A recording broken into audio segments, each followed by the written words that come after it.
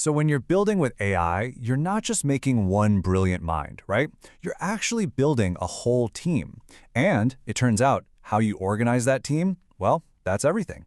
Today, we're going to open up the playbook on multi-agent AI systems. We'll look at the different ways you can set them up and how those choices can make or break your entire application. So, let's dive in. And look, let's be super clear about this. You should always start here. A single, really well-designed agent that has the right tools, that's often the simplest and honestly the most powerful solution. It's just easier to build, easier to figure out what it's doing, and way easier to debug.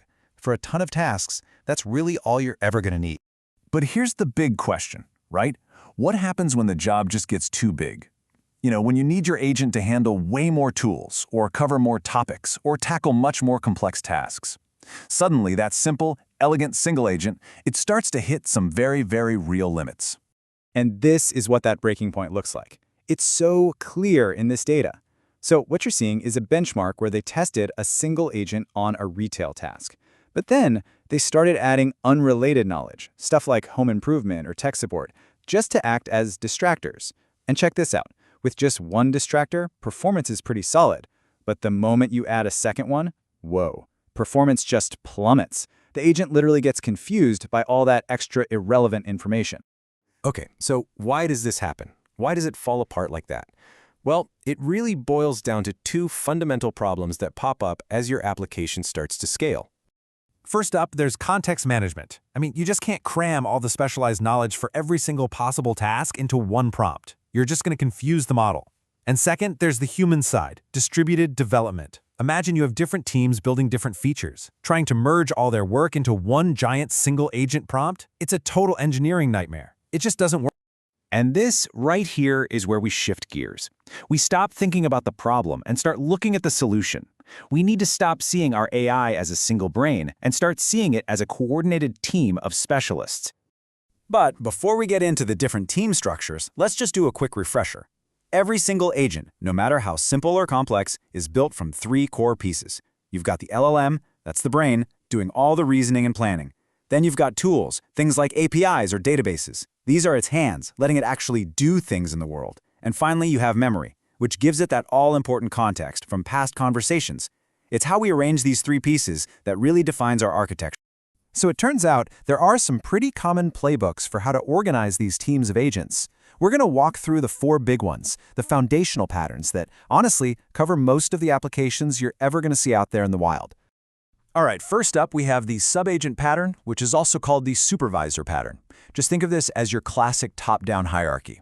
You have one main supervisor agent that acts like a team lead. It gets a request, figures out the steps, and then delegates the smaller tasks to its specialized sub-agents.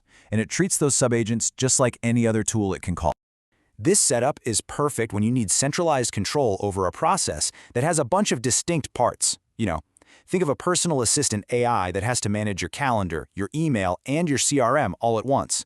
But there's a trade-off, of course. Every single task needs an extra call to the model, one for the supervisor to delegate the task, and another for it to process the result. And that, naturally, adds latency and drives up your costs. Okay, next up is the skills pattern.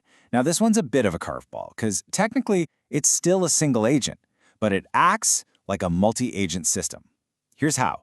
It dynamically loads specialized instructions and knowledge, what we're calling skills, but only when it actually needs them. It's kind of like giving your agent a bunch of different hats to wear for different jobs. This approach is awesome for things like coding assistants or creative tools, especially where you have different teams maintaining their own separate skills. The big challenge, though? As the agent loads more and more skills during a conversation, its context window just keeps getting bigger and bigger. And this token bloat, as they call it, means you're sending a huge amount of data back and forth with every turn, which, you guessed it, drives up your costs. Our third pattern is called handoffs. Now with this one, there's no central boss, no supervisor. Instead, the agents literally pass control to one another, kind of like runners in a relay race. The agent that's currently active figures out who's best for the next step and then just hands off the entire conversation. You can really think of it as an assembly line for AI conversations. This is absolutely perfect for those guided step-by-step workflows. A great example is a customer support bot. First, it collects your info. Then, it hands off to a diagnostic agent. And finally, that agent transfers you to a resolution specialist. The main trade-off here is that this whole process is super stateful. That means it needs some really careful engineering to make sure all that context gets passed smoothly from one agent to the next without anything getting lost in translation. And last but not least, we have the router pattern. This one's easy to picture. It acts just like an old-school switchboard operator.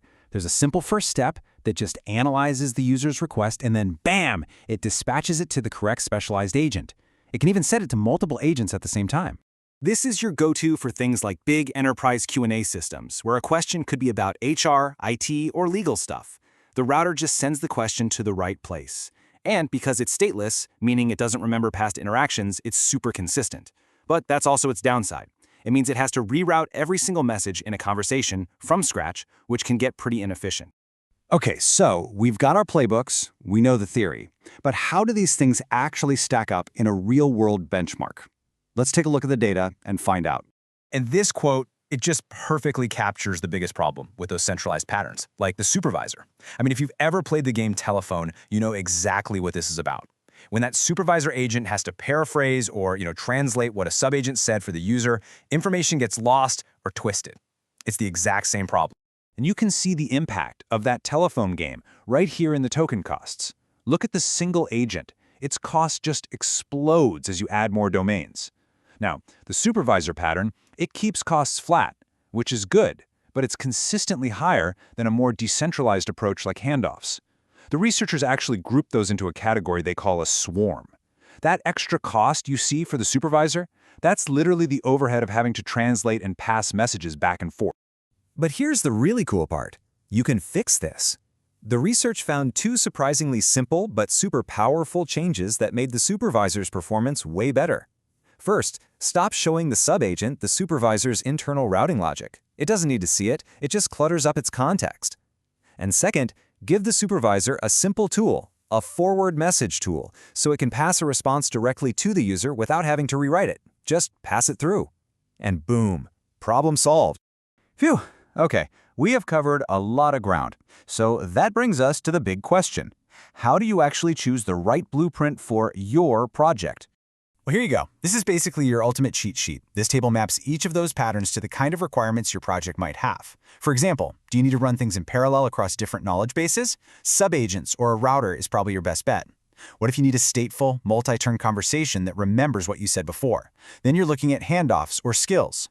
Just use this chart to match what you need to do with the right pattern. But here's the most crucial takeaway of all. Please do not overcomplicate things right from the start. This advice is absolute gold. Start simple, with a single agent. When you hit a wall, your first move should always be to try and solve it by giving that agent better tools. Only when you hit those clear, undeniable limits, with context or just sheer complexity, only then should you graduate to a multi-agent system. Because at the end of the day, you're the coach here. You're not just building a single star player, you're designing an entire team. These patterns we've just talked about, that's your playbook. So the question I want to leave you with is this: how are you going to organize your team to win?